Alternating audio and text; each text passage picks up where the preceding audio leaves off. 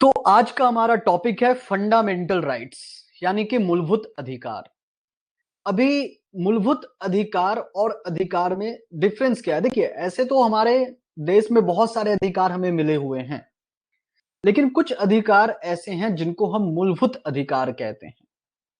ये मूलभूत अधिकार इसलिए है क्योंकि इसका वर्णन, इसका जो डिस्क्रिप्शन है वो हमें कॉन्स्टिट्यूशंस में मिलता है, हमें संविधान में मिलता है। यानी कुछ अधिकार ऐसे हैं जो हमें संविधान ने दिया है और कुछ अधिकार ऐसे हैं जो हमें कानूनी रूप से मिले हुए हैं। कानूनी रूप से मिलने का क्या अर्थ है? कानूनी रूप से मिलने का अर्थ यह है कि कुछ अधिकारों के बारे में, कुछ राइट्स के बारे में जो लॉ बनता है, जो लॉ जो फ्रेम होती है, वो या तो पार्लियामेंट या तो आपके रिस्पेक्टिव स्टेट के लेजिस्लेटिव असेंबली में बनती है। उसे हम कहते हैं कानूनी अधिकार। लेकिन ये क्या है? ये हमारा मूलभूत अधिकार है। इसका नाम मूलभूत इसलिए है क्योंकि ये कॉन्स्टिट्यूशंस में लिखा हुआ है। ठीक है, अभी कॉन्स्टिट्यूशंस में लिखा हुआ है तो हमें यह जानना होगा कि कॉन्स्टिट्यूशंस के कौन से पार्ट में लिखा हुआ है और कौन से आर्टिकल में लिखा हुआ है। तो देखिए, कॉन्स्टिट्यूशंस के किस पार्ट में लिखा हुआ है? पार्ट 3 और आर्टिकल नंबर 12 टू 13(5). तो part 3 and article 12 to 35 deals with fundamental rights। Constitutions का जो पार्ट 3 होता है, कॉन्स्टिट्यूशंस के पार्ट 3 को हम भारत का मैग्ना कार्टा भी कहते हैं। ये भी आपके एमसीक्यू में क्वेश्चंस आ सकता है कि कॉन्स्टिट्यूशंस का कौन सा पार्ट है जो भारत का मैग्ना कार्टा, इंग्लिश में भी इसका नाम मैग्ना कार्टा ही है, Magna carta of India. Part 3 को मैग्ना कार्टा कहते हैं। अच्छा, ये जो मूलभूत अधिकार का जो संदर्भ है, ये कौन से कंट्री के कॉन्स्टिट्यूशन से लिया गया है? कोई मुझे बताएगा? आप लोगों को पता होगा कि हमारे संविधान निर्माताओं ने बहुत सारी चीजें दूसरे कंट्री के संविधान से उठाया है। हाँ, यूएस से लिया है, राइट, अमेरिका से लिया गया है। तो ये भी आपके एमसीक्यू में क्वेश्चंस आते हैं, अमेरिका से लिया गया है। ठीक है, इसके जो संदर्भ है इसे अमेरिका से लिया गया है। लेकिन पूरे विश्व में भारत ही एक ऐसा देश है और इस देश का ऐसा कॉन्स्टिट्यूशन है जहां पे फुल डिस्क्रिप्शन में पूरे विस्तार के साथ मूलभूत अधिकारों को समझाया गया है। तो कितने हमें फंडामेंटल राइट्स मिले हुए हैं? हमें लगभग 6 फंडामेंटल, लगभग मैं इसलिए बोला क्योंकि पहले हमें 7 फंडामेंटल राइट्स मिले हुए थे। अभी एक फंडामेंटल राइट्स को चेंज करके उसे हम कानूनी अधिकार में बदल दिए हैं। वो अब मौलिक अधिकार ना रह करके वो कानूनी अधिकार बन गया है। उसे कहते हैं राइट्स टू प्रॉपर्टी, यानी कि जो प्रॉपर्टी की जो हमारी राइट्स थी वो अब क्या है? वो एक कानूनी अधिकार है, ना कि फंडामेंटल राइट्स। तो देखिए, फंडामेंटल राइट्स जो है कितने टाइप्स के हैं? यहाँ पे 6 टाइप्स के हैं और यहाँ पे सारे आर्टिकल्स का यहाँ पे डिस्क्रिप्शन दिया गया है। सो जैसा कि आपको मैंने यहाँ पे लिख बताया है कि article 12 to 13(5) deals with fundamental rights, but fundamental rights article 14 से स्टार्ट हो रहा है। सो आर्टिकल नंबर 12 और आर्टिकल नंबर 13 जो है ये डेफिनेशंस को बताता है कि फंडामेंटल राइट्स क्या होता, कैसे काम करता है, इन चीजों को बताता है। सारे केस करना प्लीज। हाँ, केस करूंगा मैं, डोंट वरी। यार मुझे आप लोग ज्ञान मत दिया करो क्या करना है क्या नहीं करना है, मुझे पता है क्या करना है, अच्छे से करता हूं मैं, डोंट वरी। ठीक है, सो आर्टिकल नंबर 12 और आर्टिकल नंबर 13 क्या है? ये जस्ट एक डेफिनेशन है, परिभाषा है कि किस प्रकार से मूलभूत अधिकार काम करती है और उसे किस प्रकार से लागू करवाया जा सकता है। बाकी चीजें अब हम देखते हैं। सबसे पहले right to equality. So right to equality यानी कि समानता का अधिकार। अभी राइट टू इक्वलिटी में दो चीजें मेन इंपॉर्टेंट है। पहली चीजें हैं इक्वलिटी बिफोर लॉ और दूसरा है इक्वल प्रोटेक्शन ऑफ लॉ। ये दो चीजें हैं, ध्यान दीजिएगा आप लोग। यानी कि कानून के समक्ष समानता और कानून का समान संरक्षण। कानून के समक्ष समानता। आप लोगों का जो क्वेश्चंस आ रहा है थोड़ा मुझे वक्त दीजिए, मैं बाद में क्वेश्चंस पे आता हूं। थोड़ा मुझे टॉपिक को कवर करने दीजिए, उसके बाद मैं आपके सारे क्वेश्चंस का जवाब दूंगा, बताऊंगा मैग्ना कार्टा क्यों कहा जाता है। थोड़ा मुझे वक्त दीजिए, थोड़ा पढ़ाने दीजिए। तो राइट टू इक्वालिटी, इसमें दो चीजें, मेन चीजें आपको देखने को मिलेगी। एक लिखा हुआ है इक्वालिटी बिफोर लॉ, यानी कि कानून के समक्ष जो है समानता है, और दूसरा है कानून का समक्ष, कानून के समक्ष समानता और कानून का समान संरक्षण। अभी इन चीजों को समझिए, इन चीजों में क्या डिफरेंस है। कानून के समक्ष समानता का क्या मतलब है, यानी कि कानून के सामने सभी व्यक्ति जो है वो समान है, ठीक है। यानी कि किसी के पास भी किसी भी रूप से कोई भी विशेषाधिकार नहीं है, यानी कि कोई भी स्पेशल प्रिविलेजेस किसी को भी नहीं दिया जाएगा यदि वो कानून के सामने आएगा तो। दूसरी चीजें क्या है, ये हो गया कानून के समक्ष समानता की बात, और दूसरा है कानून का समान रूप से संरक्षण। अभी यहां पर ध्यान देने वाली बात है, समान परिस्थितियों में समान नियम बनाए जाते हैं और असमान परिस्थितियों में असमान नियम बनाए जाते हैं। यानी कि जो यूनिफॉर्म रूल्स होते हैं वो एक सिमिलर सर्कमस्टेंसेस में की जाती है, और जो कुछ अनइक्वल रूल्स होते हैं उसे अनइक्वल सर्कमस्टेंसेस में बनाया जाता है, उसे फॉर्म किया जाता है। अब ये क्या चीज है, इस चीज को समझने वाली बात है। समान परिस्थितियों में समान नियम, यानी कि जब दो लोगों के बीच की परिस्थिति समान है तो उस वक्त समान नियम बनाई जा सकती है। जैसे कि आपने देखा होगा कि बहुत सारे स्टेट में अपने अपने अलग अलग लॉ हैं, हर एक चीज से रिलेटेड, एजुकेशन से रिलेटेड। कहीं पे जब आप एजुकेशन के लिए हायर डिग्री के लिए जाते हैं तो वहां पे आपसे डोमिसाइल मांगी जाती है, कुछ स्टेट में डोमिसाइल नहीं मांगी जाती है। कुछ स्टेट का आप पीसीएस विदाउट डोमिसाइल दे सकते हैं, कुछ स्टेट का पीसीएस आप बिना डोमिसाइल दे नहीं सकते। अब महाराष्ट्र में आ जाइए, जब तक आपके पास महाराष्ट्र का डोमिसाइल नहीं है तो आप यहाँ का पीसीएस एग्जाम नहीं दे पाएंगे। समान परिस्थितियों में समान नियम बनाए जाते हैं, यानी कि, और असमान परिस्थितियों में असमान नियम।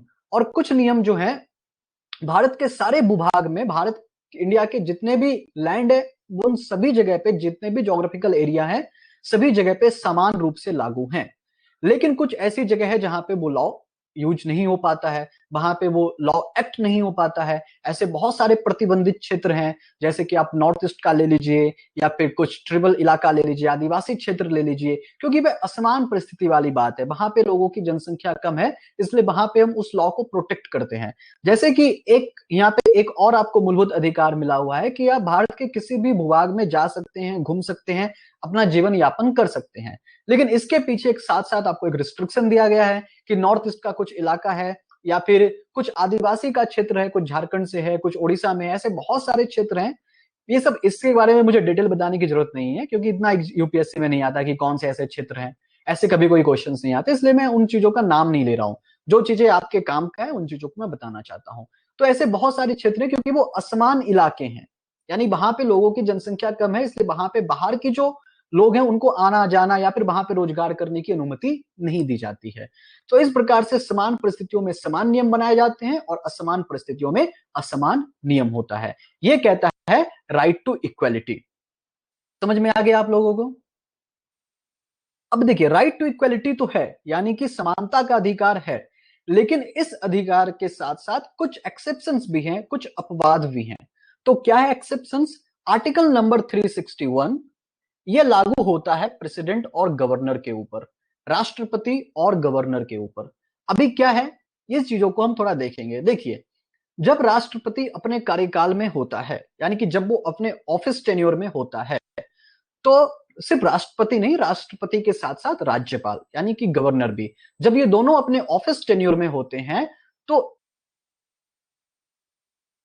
ये जो भी काम करते हैं या फिर देते हैं, उसके काम पर और उसके डिसीजन पर इंडिया के किसी भी कोर्ट में उनको, मतलब उनको सामने नहीं लाया जा सकता है। उनका कोई भी वहां पे रिस्पॉन्सिबिलिटी नहीं होती है, कोई भी जवाबदेही नहीं है। यानी कि उसने ये काम क्यों किया या इसने वो डिसीजन क्यों लिया, इसके ऊपर हम उनके ऊपर किसी भी प्रकार का केस फाइल नहीं कर सकते हैं, क्योंकि उसका कोई भी काम जवाबदेह नहीं होता है। ठीक है। दूसरा चीज है आपका, आपको ध्यान देने वाली बात है कि जो भी प्रेसिडेंट और गवर्नर जो भी होते हैं अपने ऑफिस के टेन्योर में, उस ऑफिस टेन्योर के दौरान उसके ऊपर किसी भी प्रकार का कोई भी क्रिमिनल केस नहीं चलाया जा सकता है, कोई भी क्रिमिनल केस नहीं चलाया जा सकता है, लेकिन उनके ऊपर सिविल केस चलाया जा सकता है। इन दोनों चीजों को आप डिफरेंशिएट कीजिए। क्रिमिनल केस नहीं चलाया जा सकता है, लेकिन सिविल केस चलाया जा सकता है। लेकिन सिविल केस भी उस रूप से नहीं चलाया जा सकता है जिस रूप से किसी आम व्यक्ति के ऊपर चलाया जाता है। उनके ऊपर सिविल केस यानी कि सिविल प्रोसीडिंग करने के लिए भी हमें उनको 2 महीने की नोटिस देनी पड़ती है, 2 महीने पहले की नोटिस देनी पड़ती है, तब जाके उनके ऊपर किसी भी प्रकार का सिविल केस चलाया जाता है। तो ये एक अपवाद है, ये एक एक्सेप्शन है कि प्रेसिडेंट और गवर्नर के पास कुछ पावर है और उसके पास ये चीजें, उनको कुछ अलग ही फंडामेंटल राइट्स के साथ साथ कुछ एडिशनल कुछ चीजें मिली हुई है और जो मिलनी भी जरूरी है। नाउ इसी तरह से आर्टिकल नंबर 105 और आर्टिकल नंबर 149 भी एक एक्सेप्शन केस बनता है।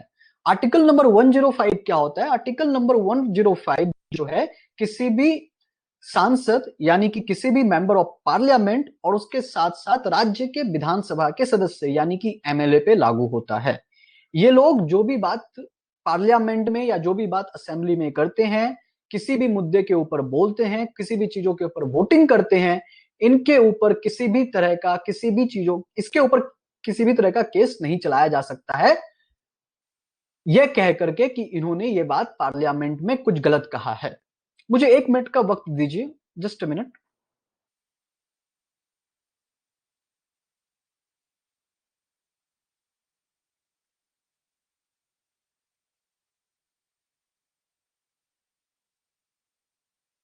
हाँ, आप लोगों को आवाज सुनाई पड़ रही है?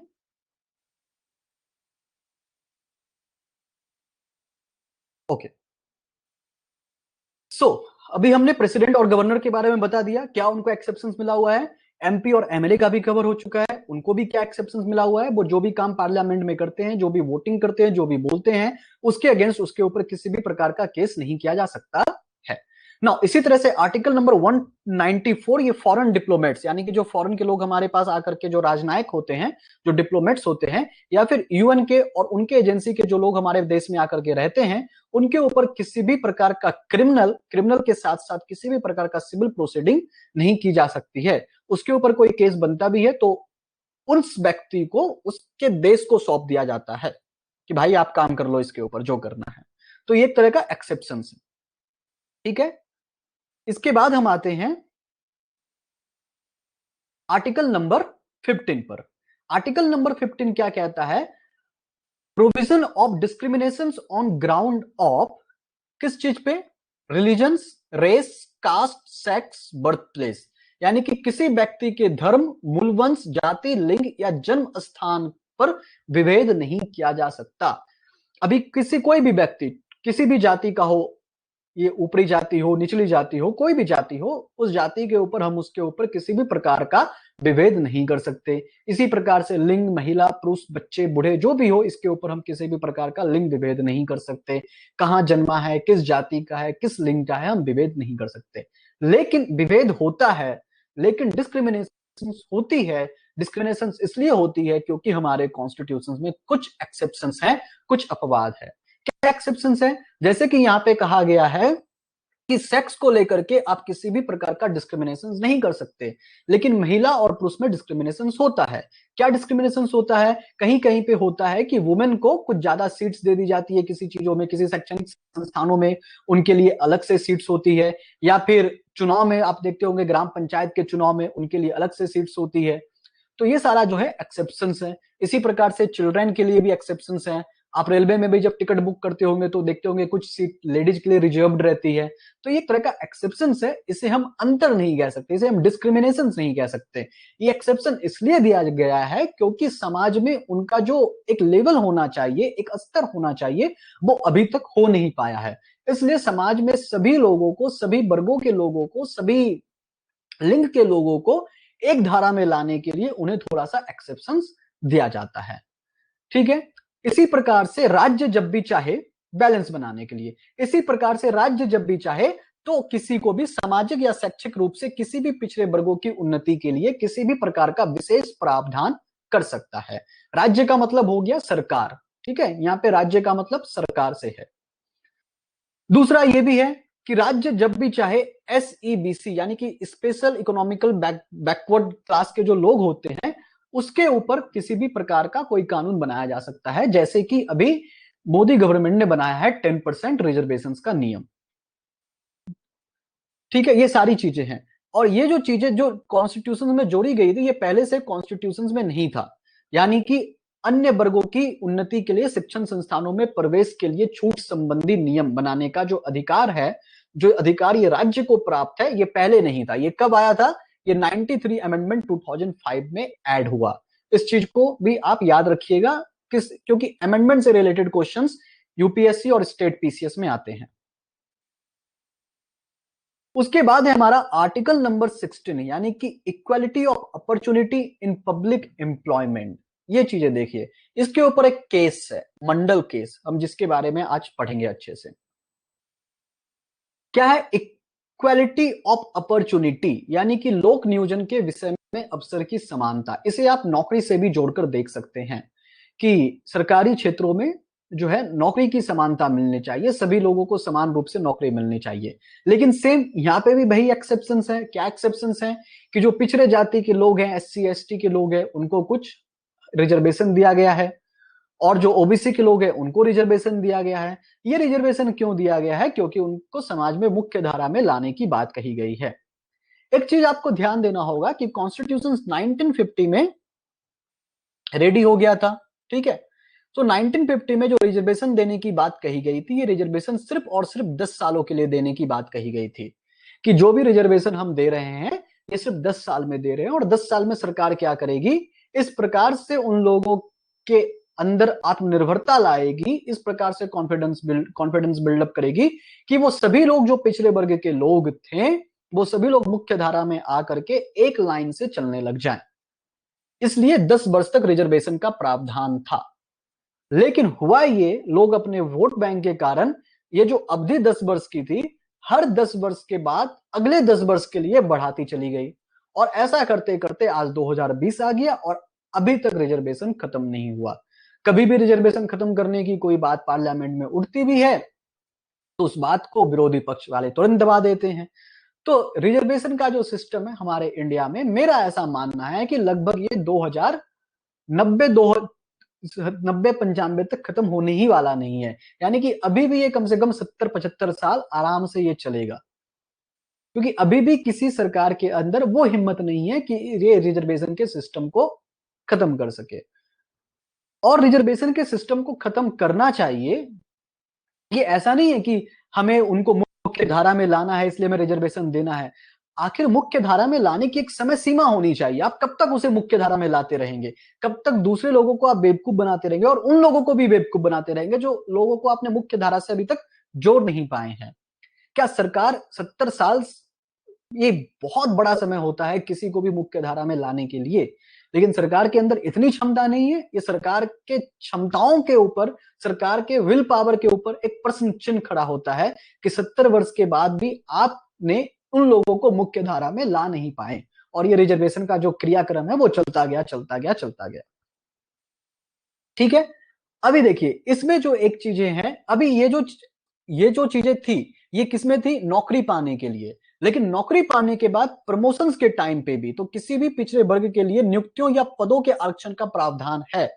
यानी कि राज्य जब चाहे, सरकार जब चाहे तो ये डिसीजन भी ले सकती है कि क्या ये जो रिजर्वेशन सिस्टम है ये सिर्फ एक बार दिया जाएगा नौकरी पाने के लिए। हो सकता है कि नौकरी पाने के बाद जब उनकी प्रमोशंस की बारी आए तो प्रमोशंस के टाइम पे भी यही चीज दिया जा सकता है। इसके ऊपर जो डिसीजन लेने का जो काम करेगी वह राज्य कर सकती है। नाउ अभी इसके ऊपर एक केस है कॉन्स्टिट्यूशन में जो आपको पढ़ना चाहिए, वो है मंडल कमीशंस। मंडल कमीशंस यानी कि बीपी मंडल नाम का कोई व्यक्ति था। तो देखिए एक स्टोरी के रूप में आपको सुनाता हूं, मैंने इसके ऊपर कुछ लिखा नहीं है, एक स्टोरी सुनिए। 1979 ईयर था, 1979, और उस टाइम पे पीएम थे मुरारजी देसाई। मुरारजी देसाई को लगा कि हमें एक ऐसे कमीशन, एक ऐसे आयोग का गठन करना चाहिए जो ये पहचान सके कि देश में अनुसूचित जाति और अनुसूचित जनजाति के अलावा, क्योंकि अनुसूचित जाति और अनुसूचित जनजाति को 10 वर्ष के लिए जो रिजर्वेशन का जो सिस्टम है 1950 में बाबा साहेब आंबेडकर ने दे दिए थे। उस वक्त सिर्फ और सिर्फ एससी और एसटी के ही रिजर्वेशन का प्रावधान था। बाकी जो आप जो अभी ये ओबीसी देख रहे हैं ये उस टाइम पे किसी भी रूप से प्रावधान नहीं था। तो मुरारजी देसाई को लगा कि एससी और एसटी के अलावा भी हमारे देश में बहुत ऐसे कास्ट के लोग हैं जो शैक्षिक और आर्थिक रूप से पिछड़े हुए तो हैं ही, लेकिन कास्ट भी उसका निचला है, लेकिन उसे हम SC ST से वो अलग हैं, तो क्यों ना उन लोगों के लिए भी रिजर्वेशन का बंदोबस्त किया जाए। इसके लिए उन्होंने 1979 में बीपी मंडल को ये काम सौंपा। बीपी मंडल जो थे इस कमीशन के अध्यक्ष चुने गए, प्रेसिडेंट चुने गए। ठीक है, उनका काम क्या था कि बैकवर्ड क्लास की पहचान करना कि हमारे देश में और कितने बैकवर्ड क्लास हैं, और पहचान कर उसको मुख्य धारा में लाने के लिए हम क्या कर सकते हैं, इस चीज के बारे में गवर्नमेंट को सुझाव देना था, एडवाइस देना था। तो 1979 में इस कमीशन का गठन कर दिया गया। 1980 में कमीशन ने पूरी स्टडी करके एक रिपोर्ट गवर्नमेंट को सौंपी। तो रिपोर्ट में क्या था, रिपोर्ट में उन्होंने लगभग 3743 ऐसे कास्ट के बारे में बताया। 3743 ऐसे कास्ट के बारे में बताया और कहा कि ये लोग जो हैं मतलब शैक्षणिक रूप से और सामाजिक रूप से काफी पिछड़े हुए लोग हैं और इनको भी आरक्षण देनी चाहिए। तो कितनी आरक्षण देनी चाहिए? इनको आरक्षण देनी चाहिए 27% का आरक्षण। 27% का आरक्षण इनको देना चाहिए। तो पहले से ही SC और ST को आरक्षण था और इनका 27 आरक्षण देने के बाद टोटल जो आरक्षण हो गया था वो लगभग 50% के आसपास का हो गया था। और जब 1950 में कॉन्स्टिट्यूशन बना था और जिस कॉन्स्टिट्यूशन में आरक्षण देने की बात कही गई थी उसमें भी यही थी कि गवर्नमेंट जब चाहे, सरकार जब चाहे, राज्य जब चाहे, जब किसी ऐसे जाति का या ऐसे व्यक्ति का शोध करे कि ये व्यक्ति सामाजिक रूप से पिछड़े हैं और उनको रिजर्वेशन की, उनको आरक्षण की आवश्यकता है, तो ऐसे लोगों को आरक्षण दी जाए। लेकिन आरक्षण का जो प्रतिशत है वह 50% से ज्यादा ना हो।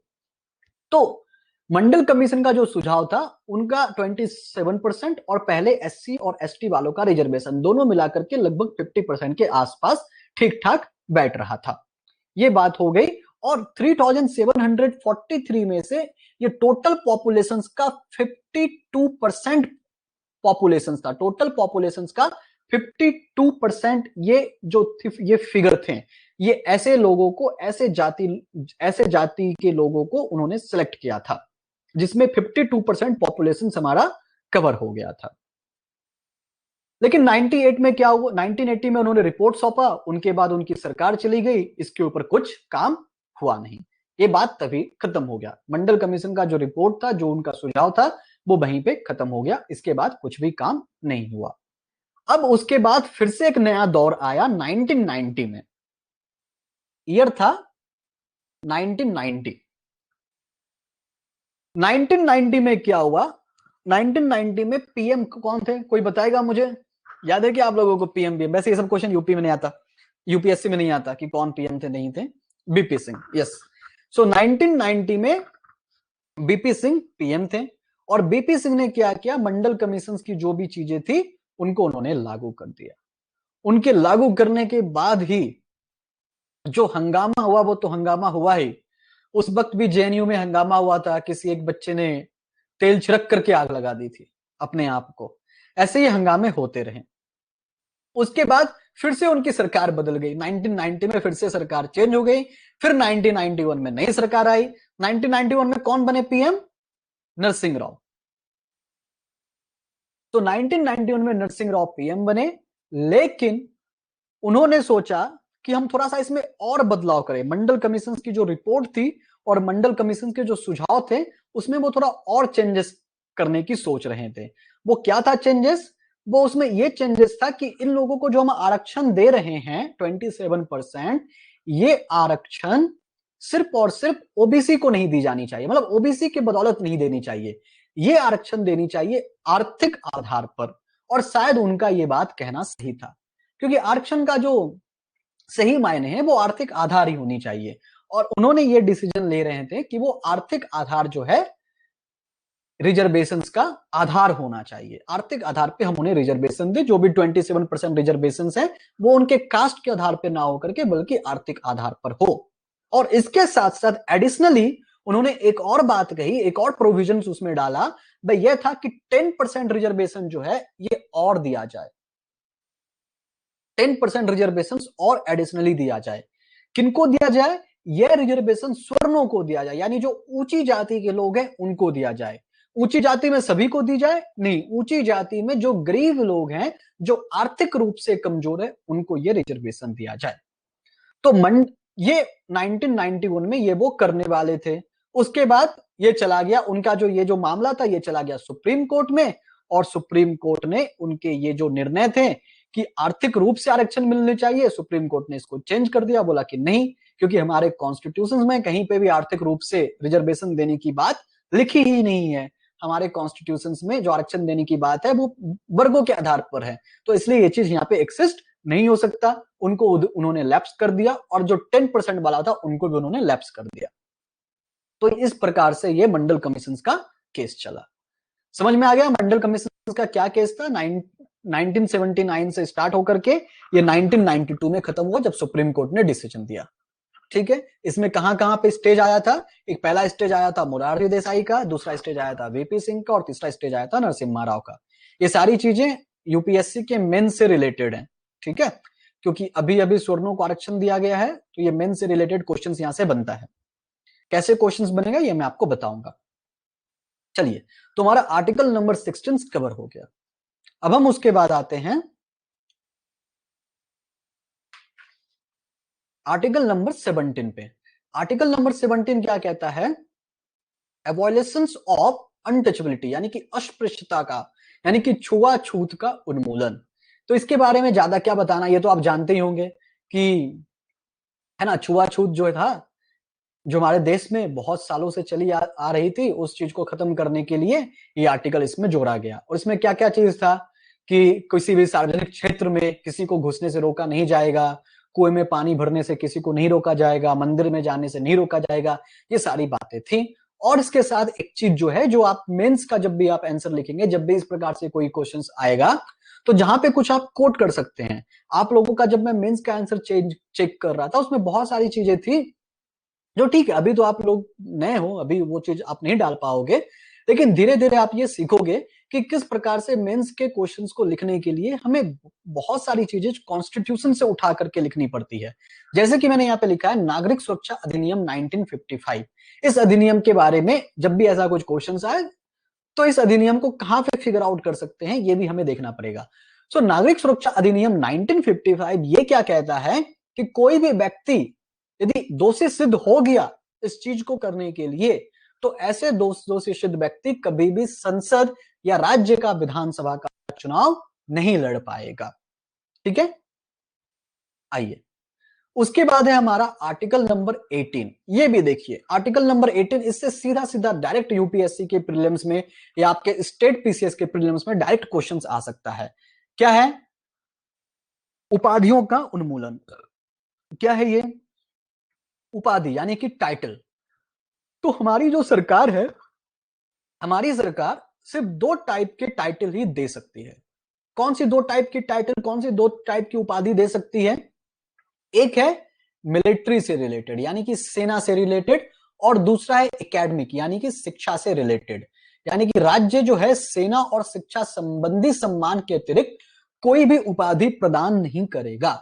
अभी मिलिट्री से रिलेटेड क्या उपाधि है? जैसे कि वहां पे जनरल होते हैं, कर्नल होते हैं, लेफ्टिनेंट होते हैं, तो ये सारी वहां पे रैंक है, ये उपाधि को माना गया है। और शिक्षा संबंधी सम्मान, जैसे कोई डॉक्टरेट हो गया, पोस्ट डॉक्टरेट हो गया, तो ये सारी उपाधि राज्य देगी। इसके अलावा कोई उपाधि नहीं दी जाएगी। बाकी उपाधि जो आप सुनते हो, भारत रत्न, है ना, पद्म भूषण, पद्म विभूषण, ये सारी उनको उपाधि के रूप में ना लेकर के राज्य इनको पुरस्कार के रूप में देखती है। और जब भी किसी व्यक्ति को ऐसा पुरस्कार देती है, तो उनको ये बकायदा उनको बताया जाता है, और उनको ये फॉलो करना भी होता है कि वो अपने नाम के आगे ये उपाधि ना लगाएं। जैसे कि आप भारत रत्न सचिन तेंदुलकर नहीं कह सकते, गलत होगा। बहुत लोग भारत रत्न सचिन तेंदुलकर ऐसा कहते हैं, तो ऐसा नहीं होता है। ठीक है, उपाधि सिर्फ और सिर्फ आप अपने नाम के आगे शिक्षा से संबंधित, यानी कि यदि आप डॉक्टर हैं, पोस्ट डॉक्टरेट हैं, ये सारी उपाधि आप लगा सकते हैं। और यदि आप सेना में हैं, तो सेना जो आपको रैंक दे रही है, आप वो यूज कर सकते हैं। इसके अलावा किसी भी प्रकार की कोई भी टाइटल आप अपने नाम के आगे नहीं लगा सकते। ये ऐसा इसलिए है ताकि समाज में जो है एक रूपता समता बनी रहे, कोई ऊंचा नीचा ना हो अपने टाइटल के कारण, इसलिए इस चीज को बनाया गया है। उसके बाद कोई भी देश का नागरिक जो है, कोई भी देश का नागरिक किसी भी विदेश से किसी भी प्रकार का जो टाइटल है, उपाधि है, उसे वो स्वीकार नहीं करेगा। और जो फॉरेनर्स, जो फॉरेन के लोग जो भारत में हैं और भारत के किसी भी ऑफिस में, किसी भी गवर्नमेंट ऑफिस में है, किसी भी ट्रस्ट में है, और ऐसे ट्रस्ट जो कि किसी भी सरकार के अंतर्गत आती है, ऐसे व्यक्ति किसी भी प्रकार से विदेश से कोई उपाधि नहीं ले सकते, कोई पुरस्कार भी नहीं ले सकते, और यदि उनको उपाधि लेने की जरूरत भी पड़ जाए तब वो उपाधि बिना प्रेसिडेंट को बताए हुए नहीं ले सकते हैं। यदि प्रेसिडेंट ने हाँ बोला तब वो लेंगे, नहीं तो वो नहीं लेंगे। व्हाट अबाउट किंगटूड? देखिए, ब्रिटिश काल के समाप्ति के बाद ही ये जो राजा वाली जो बात थी, ये सारी खत्म हो गई। उस टाइम पे बहुत सारी उपाधि चलती थी, जैसे कि बहादुर, राय बहादुर, ऐसी बहुत सारी उपाधि थी उस टाइम पे। अब ये उपाधि कोई यूज नहीं कर सकता। वो ब्रिटिश सत्ता समाप्त होने के बाद ही वो सारी उपाधि भी समाप्त हो गई। ठीक है संजीव?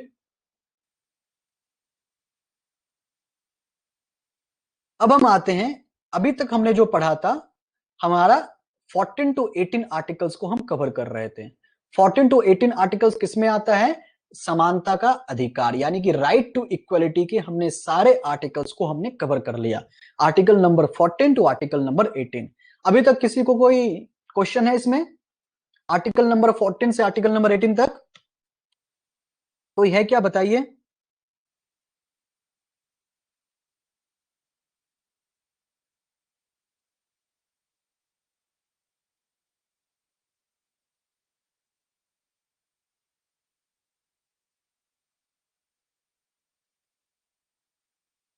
नहीं?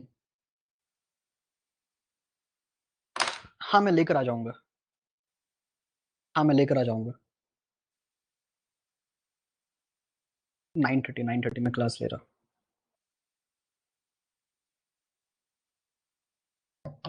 ठीक है।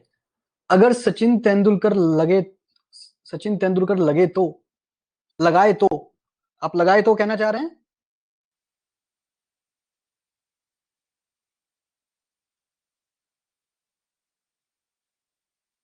नहीं लगा सकते वो उपाधि, बताया तो अभी आपको मैंने।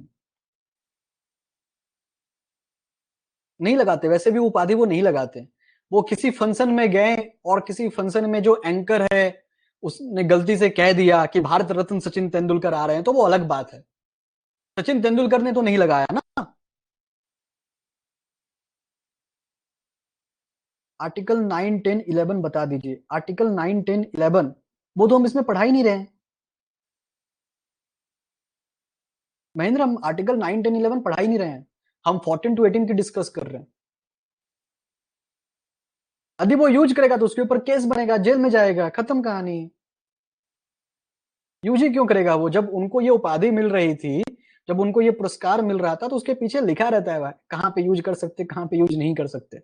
जब कभी आप में से किसी को भारत रत्न मिलेगा तो देख लीजिएगा। सचिन तेंदुलकर ये बात अच्छे से पता है कि वो नहीं लगा सकते। अब उनके सम्मान में कोई दूसरा कोई ऑर्गेनाइजर लगा देता है तो वो अलग बात है, तो वो सचिन तेंदुलकर के ऊपर केस नहीं बनेगा ना। पक्का पक्का। मुझे मिलेगा, देखता हूं। चलिए आगे चलें। मुझे मिलने से ज्यादा जरूरी है आप लोगों को मिलना चाहिए। कोई भी शिक्षक तभी सफल होता है जब ज्ञान और पद के मामले में विद्यार्थी उस शिक्षक को मात दे दे। तो आप ज्ञान और पद दोनों के मामलों में मुझे मात दे दीजिए, फिर मैं समझूंगा कि मेरा पढ़ाना सफल हुआ।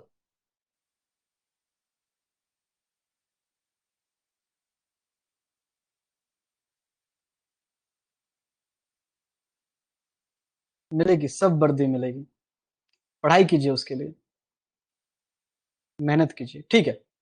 सो आर्टिकल नंबर 17 हमने पढ़ लिया, आर्टिकल 18 भी हमारा हो गया। अब हम आते हैं नेक्स्ट, राइट टू फ्रीडम। हम अपने दूसरे अधिकार पर आते हैं। वो हमारा दूसरा अधिकार क्या है? राइट टू फ्रीडम, यानी कि स्वतंत्रता का अधिकार। Article number 19 to article number 22।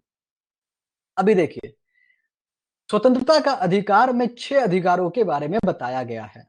कौन कौन से 6 अधिकार? मैं पढ़ के सुनाऊंगा, टाइम वेस्ट होगा, आप देख लीजिएगा। मैं एक एक के बारे में आता हूं बात करने के लिए। ठीक है? अच्छा, नहीं लिखा है क्या मैंने? ठीक है, फिर बता देता हूं क्या है। पहला क्या है, right to freedom of speech and expression. ये सबको पता है, right to freedom of speech. ये आप बहुत बार आप न्यूज में सुने होंगे, न्यूज चैनलों में सुने होंगे, जेएनयू के मुद्दों पे सुने होंगे, है ना। अभिव्यक्ति की स्वतंत्रता। तो ये जो फ्रीडम ऑफ स्पीच है, लेकिन इसके पीछे भी कुछ लिमिटेशंस हैं। तो लोग आर्टिकल 19 की बात करते हैं कि आर्टिकल 19 हमें फ्रीडम ऑफ स्पीच देता है, लेकिन आर्टिकल 19 के अंदर ही बहुत सारे ऐसे क्लाउजेस बने हुए हैं, क्लाउजेस 1, क्लाउजेस 2, क्लाउजेस 3, जो आपको वहां पे आपके ऊपर लिमिटेशंस भी लगाता है। वो मैं क्लाउजेस इसलिए नहीं पढ़ा रहा हूं क्योंकि आप लोग यूपीएससी और पीसीएस की तैयारी कर रहे हैं। ये क्लाउजेस यदि आप एलएलबी या फिर आप किसी भी प्रकार के जुडिशरी सर्विस की तैयारी कर रहे होते तो मैं बताया होता आप लोगों को, ठीक है। Right to freedom of speech, ये राइट टू आपको मिलती है, लेकिन ये जो है अब्सोल्यूट राइट नहीं है, यानी कि ये निरंकुश अधिकार नहीं है। इसके ऊपर गवर्नमेंट पाबंद लगा सकती है, ठीक है। इस चीज को आप ध्यान में रखिएगा, क्योंकि पाबंद कब लगा सकती है, जब आपके एक्सप्रेशन से, आपके स्पीच से किसी दूसरे की हानि नहीं होनी चाहिए। ये एक लिमिटेशन है, ये आपका एक मौलिक कर्तव्य भी है। इस चीज को आपको समझना पड़ेगा। दूसरा बात क्या है, आपको सम्मेलन यानी कि असेंबली करने का अधिकार तो है, लेकिन असेंबली कैसी होनी चाहिए, उस असेंबली में किसी भी प्रकार का आप आर्म्स यानी कि हथियार लेकर के ना जाएं। तीसरा क्या है, आपको एसोसिएशंस और यूनियन बनाने का अधिकार है। जैसे आप देखते हैं कंपनियों में मजदूरों का यूनियन होता है, या फिर हर एक इंस्टीट्यूट में एक यूनियन फॉर्म होता है। तो ये यूनियन बनाने का अधिकार है, ताकि उनका जो राइट्स है वो राइट सुरक्षित रह सके। उसके बाद आप देश के किसी भी क्षेत्र में घूम सकते हैं, लेकिन फिर से यहाँ पे भी कुछ ना कुछ एक्सेप्शंस आ जाता है कि आप हर क्षेत्र में फ्रीली नहीं घूम सकते हैं। कुछ क्षेत्र जो अनुसूचित जातियों जनजातियों से रिलेटेड, जातियों से नहीं, अनुसूचित जनजातियों से रिलेटेड जो चीजें, जो कुछ क्षेत्र होती है, वहां पे आवाजाही से रोक है। कुछ ऐसे क्षेत्र हैं, ताकि उसकी जो स्थिति, उसकी जो सामाजिक स्थिति है, उसकी जो धार्मिक स्थिति है, वो वहां पे सुरक्षित रह सके। उसके बाद आप देश के किसी भी पार्ट में जाकर के आप वहां पे रह सकते हैं, वहां पे अपना घर बना सकते हैं। उसके बाद आप किसी भी प्रकार का प्रोफेशन कर सकते हैं। किसी भी प्रकार के प्रोफेशन का मतलब ये है कि आप कोई भी प्रोफेशन कीजिए जिसमें आप किसी दूसरों को धोखा ना दे रहे हो, किसी भी प्रकार का धोखाधड़ी का चीजें आप ना करें। ये है राइट टू फ्रीडम। तो राइट टू फ्रीडम में ज्यादा कुछ कॉन्सेप्ट नहीं है, और इससे रिलेटेड कोई केस भी नहीं है। तो राइट टू फ्रीडम, ये 6 राइट्स है, ये आप देख लीजिए 6 राइट्स से याद रखिए। उसके बाद हम आते हैं आर्टिकल नंबर 20। आर्टिकल नंबर 20 क्या कहता है, protection against convictions of offences, यानी कि अपराधों के लिए दोष सिद्धि के संरक्षण में, संबंध में संरक्षण। अभी यह संरक्षण किस प्रकार से होता है, देखिए। जैसे कि समझ लीजिए कोई व्यक्ति ने कोई अपराध किया है, जिस टाइम पे वो अपराध हुआ है उस टाइम पे उस अपराधी को दोष देने के लिए कोई भी कानून नहीं बना है, तो उस व्यक्ति को हम उस वक्त दोषी नहीं कहेंगे, ठीक है। यानी कि उस टाइम पे वो कानून बना ही नहीं है, तो इसलिए हम उसको दोषी नहीं कहेंगे। जिस तरह से जो रेप के, बलात्कार के जो कानून थे, उसमें जो चेंजेस आए, उसमें जो एज का जो चेंजेस आया, 18 को घटा करके 16 किया गया। तो आपको निर्भया केस में ये चीज पता होगा, बहुत लंबी केस चली और अब जाकर के वो केस सॉल्व हुआ है। इसके बारे में आप लोग जानते ही होंगे। तो ये हो गया एक चीज हो गई, क्या हो गई, कि हम पिछले डेट से किसी को भी हम दोषी सिद्ध नहीं कर सकते। ये चीज आपको समझना होगा। दूसरा चीज इसमें क्या हो गया, किसी भी व्यक्ति के ऊपर हम बार बार उसके एक ही दोष के लिए हम उसके ऊपर 2 बार हम केस नहीं चला सकते, या 2 बार उसको हम सजा नहीं दे सकते। जैसे कि उसने मर्डर किया, तो होता क्या है,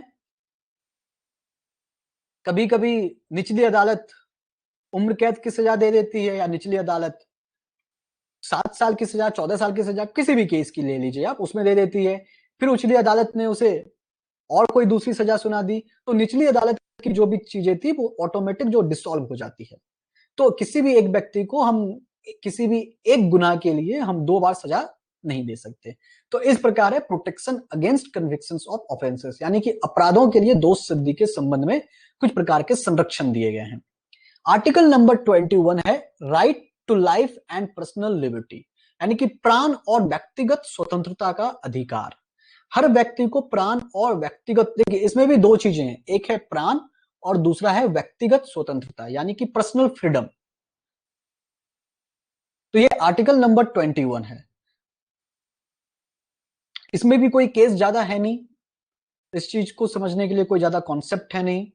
आर्टिकल नंबर 21 में 86, आर्टिकल नंबर 21 में जो है 2002 में एक अमेंडमेंट हुआ था, कॉन्स्टिट्यूशनल अमेंडमेंट, उसको कहते हैं 86 कॉन्स्टिट्यूशनल अमेंडमेंट। इस चीजों को आप ध्यान में रखिएगा, 86 कॉन्स्टिट्यूशनल अमेंडमेंट कब हुआ था?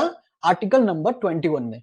ध्यान दीजिए एक चीज और, देखिए आर्टिकल नंबर 20, 21, 22 ये सीरीज में आप पढ़ रहे थे, लेकिन जब भी कभी कॉन्स्टिट्यूशन में कुछ चेंजेस होता है, जैसे कि आर्टिकल नंबर 20 में चेंजेस हुआ, तो अब आर्टिकल नंबर 20 में चेंजेस होगा तो एक नया चेंजेस होने का मतलब क्या है? कुछ एक नई चीजें जोड़ी जाएगी। अभी नई चीज जोड़ी जाएगी तो नई चीज हम कहां पे जोड़ेंगे? आर्टिकल नंबर 21 और उसके बाद 22, ऑटोमेटिकली दोनों स्लॉट जो है हमारा पैक है, तो इसके बीच में कोई जगह बना करके हमें वो चीज डालना पड़ता है। तो उस जगह को बनाने के लिए हम उस आर्टिकल में एक एक्सटेंशन जोड़ते हैं। एक्सटेंशन क्या हो गया? आर्टिकल नंबर 21 और उसमें एक्सटेंशन हमने लगा दिया ए। तो इससे क्या होता है, बाकी के जो आर्टिकल्स रहते हैं उसके ऊपर कोई भी प्रकार का इफेक्ट नहीं पड़ता है, यानी बीच में कोई नया कोई घुस भी जाए तो बाकी के आर्टिकल को कोई इफेक्ट नहीं पड़ेगा, इसलिए हम नया एक्सटेंशन इसमें जोड़ते हैं। हिंदी में कहेंगे अनुच्छेद 21 क या 21 अ, 21 क कहते हैं, अ नहीं कहते हैं, आर्टिकल अनुच्छेद 21 क कहते हैं, ठीक है। सो आर्टिकल नंबर 21 ए जो है एक तरह का एक्सटेंशन है। तो 86 कॉन्स्टिट्यूशनल अमेंडमेंट हुआ, उसमें क्या जोड़ा गया? शिक्षा का अधिकार, राइट टू एजुकेशन। तो किनको है राइट टू एजुकेशन? 6 से लेकर के 14 एज ग्रुप के बच्चों को राइट टू एजुकेशन का अधिकार है। अच्छा, अभी जो नई शिक्षा नीति का जो मसौदा तैयार हुआ है उसमें भी इसकी बात कही गई है। यदि आप में से किसी लोगों ने नई शिक्षा नीति को, न्यू एजुकेशन रिफॉर्म को, यदि आप में से किसी ने डॉक्यूमेंट्स को पढ़ा है तो उसमें ये जो एज था 6 to 14 इसको कम करके उनको उन्होंने 4 to 14 किया है। 4 to 14 इसलिए किया है क्योंकि यहाँ पे जो 6 to 14 है ये कक्षा पहली से लेकर के कक्षा 10वीं तक के बारे में बताई गई थी, बच्चों को निःशुल्क शिक्षा मिलेगा। लेकिन अब उन्होंने कहा है कि नहीं, सिर्फ कक्षा पहली से क्यों, प्ले स्कूल जो होता है, यानी कि स्कूल में जाने के पहले का जो स्कूल होता है, ये भी जो है राइट टू एजुकेशन पे होने चाहिए। गवर्नमेंट को यह सुझाव मिला है कि 4 to 14 को आप ऐड करें। 2002 में नई शिक्षा नीति स्वर्गीय प्रधानमंत्री अटल बिहारी वाजपेयी के टाइम पे बनाई गई थी। उसके बाद है आर्टिकल नंबर 22। आर्टिकल नंबर 22 क्या कहता है? Protection against arrest detention in certain cases. अभी देखिए केस दो तरह के होते हैं। एक केस में क्या होता है, पुलिस को गिरफ्तार करने के लिए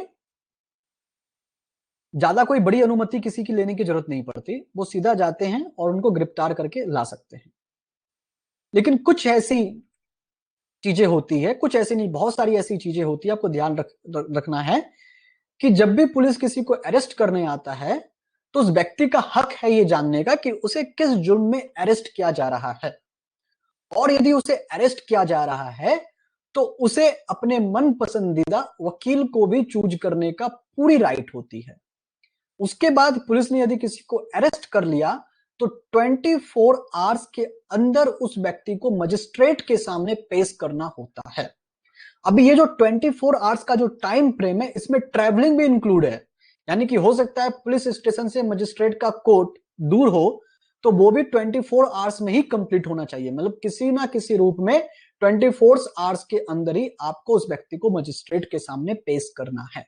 सो ये हो गया प्रोटेक्शन अगेंस्ट अरेस्ट, कि ये तीनों प्रोटेक्शन मिले हैं कि यदि आप अरेस्ट भी हो गए तो 24 आवर्स के अंदर आप मजिस्ट्रेट के सामने जाएंगे, मजिस्ट्रेट को लगा कि केस में दम है, उसके बाद वो आगे का निर्णय लेगा, पुलिस रिमांड देगा, नहीं तो आपको वहीं पे बेल मिल जाएगा।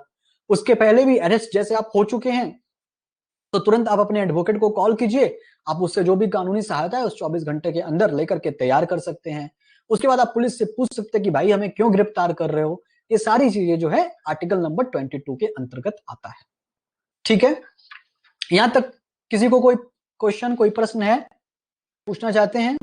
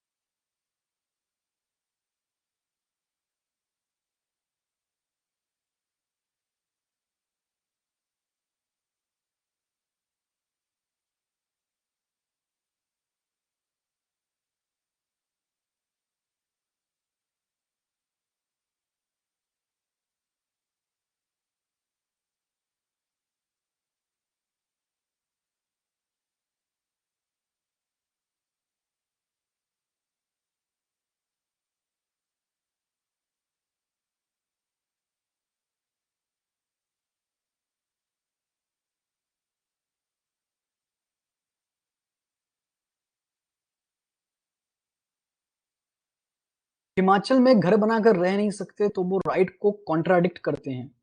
हिमाचल में घर बना के रह नहीं सकते? मुझे नहीं पता हिमाचल का क्या कानून है।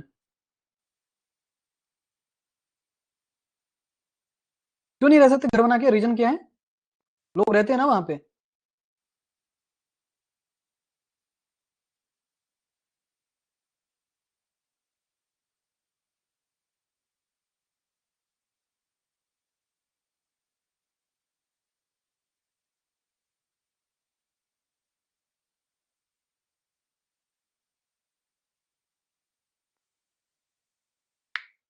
प्रॉपर्टी भी नहीं ले सकते हिमाचल में? अच्छा, आउटसाइडर नहीं ले सकते? मैं पहली बार सुन रहा हूँ, ऐसा कोई कानून नहीं है कि आउटसाइडर वहां पे प्रॉपर्टी नहीं ले सकते। ऐसा तो कश्मीर में था जो अब खत्म हो चुका है। यदि ऐसा कुछ कानून है तो अभी तक मेरे नजर में तो नहीं आया, और यदि होता तो मेरे नजर में जरूर आता। और कोई है हिमाचल प्रदेश से यहाँ पर? ऐसा सच में कानून है क्या वहां पर?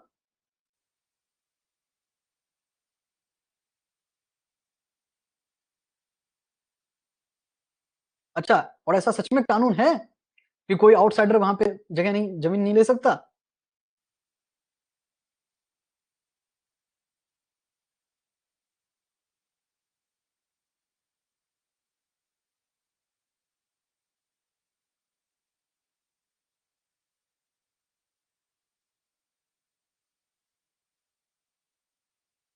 अच्छा, मुझे नहीं पता था हिमाचल प्रदेश का। मुझे एक बार, मैं कल इसका जवाब दे दूंगा क्यों नहीं ले सकते। मुझे वो देखना पड़ेगा कि वहां पे वो क्यों नहीं ले सकते। अच्छा, आपका क्या है, राइट टू कॉन्ट्राडिक्ट करता है? वो कुछ स्टेट का कुछ लॉ होगा। जैसे कि मैंने आपको यहाँ पे भी कहा था कि कोई भी व्यक्ति किसी भी ज्योग्राफिकल रीजन में जाकर के घूम सकता है, वहां पे रह सकता है, लेकिन फिर वहीं पे भी मैंने आपको एक लिमिटेशंस बताया था कि कुछ ऐसे क्षेत्र है जहां पे नहीं रह सकते। तो हो सकता है कि वो हिमाचल प्रदेश को वो उसी क्षेत्र के अंतर्गत लाते होंगे। हालांकि वहां पे एसटी तो है नहीं उतने, ट्राइब्स, जनजाति।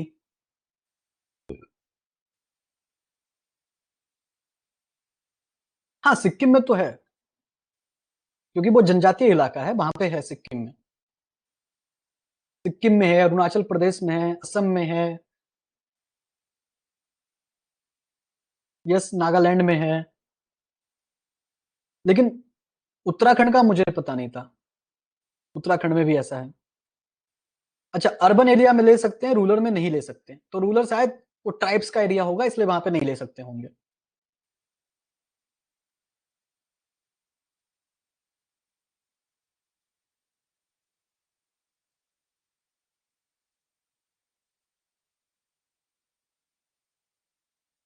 ठीक है, आज मैं आप लोगों को कोई क्वेश्चन नहीं दे रहा हूं, क्योंकि हमारा ये चैप्टर अभी भी पूरा कंप्लीट नहीं हुआ है, चैप्टर काफी लंबा है। और ये चैप्टर जब कंप्लीट हो जाएगा तो समझ लीजिए कि पॉलिटी का जो सबसे बड़ा चैप्टर था वो कंप्लीट हो गया। मुझे ये चैप्टर सबसे बोरिंग लगता है पॉलिटी में, लेकिन ये बहुत इंपॉर्टेंट है, ये आपको समझना भी बहुत जरूरी है, क्योंकि जब तक आप फंडामेंटल राइट्स को नहीं समझेंगे तब तक पॉलिटी पढ़ने का कुछ मतलब ही नहीं है। बोरिंग चैप्टर है, बट आपको पढ़ना है और समझना भी है। और इसमें इतने सारे आर्टिकल्स हैं जो मेंस में आपके भर भर के काम आने वाले हैं यूपीएससी के जीएस पेपर 2 में। और ये आर्टिकल्स आप एसे में भी यूज कर सकते हैं। ये सारा चीज जो जीएस का पेपर जो 4 है वहां पे भी यूज होगा। तो इसलिए ये चैप्टर जो है आप काफी ध्यान से पढ़ें। हालांकि बाकी चैप्टर भी आपको काफी ध्यान से और अच्छे से पढ़ना है। जिन लोगों ने मेंस का क्वेश्चन नहीं दिया लिख करके, वो लोग लिख करके दें, यदि वो लोग सच में सीरियस हैं तो। ठीक है, तो आज के लिए इतना ही, हम यहीं पे समाप्त करते हैं। कल हम फिर से फंडामेंटल राइट्स पार्ट 2 पढ़ेंगे, और कल जो है फंडामेंटल राइट्स पार्ट 2 पूरा कंप्लीट हो जाएगा। और यदि कंप्लीट नहीं हुआ तो फिर हम इसको 3 भाग कर सकते हैं, क्योंकि क्वेश्चंस भी हमें इसमें कंप्लीट करना है। इसमें हम एमसीक्यू भी लेंगे, मेंस के भी क्वेश्चंस लेंगे, क्योंकि काफी बड़ा चैप्टर है। हो सकता है ये पार्ट 3 में भी जाए, लेकिन मैं कोशिश करूंगा पार्ट 2 तक में खत्म करने का। हिस्ट्री में नेक्स्ट वीक से स्टार्ट कर दूंगा नकुल।